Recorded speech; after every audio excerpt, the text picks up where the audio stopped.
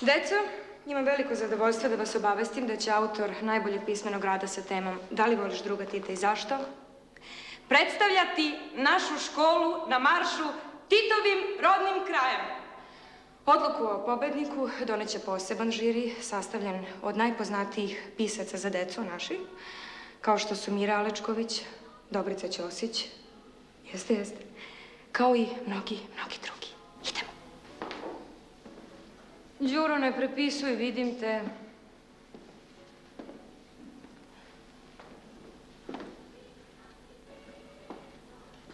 Zorane, šta ti je?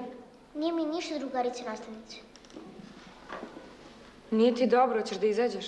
Ne, dobro mi je, samo se koncentriš.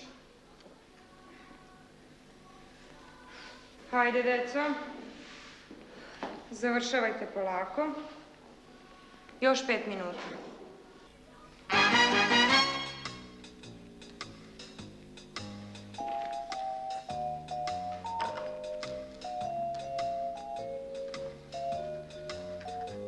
Gotovo.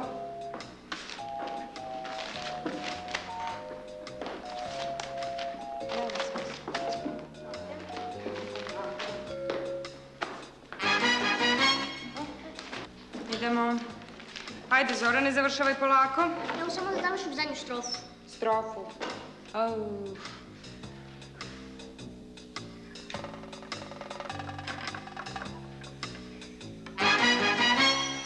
Idemo, gotovo.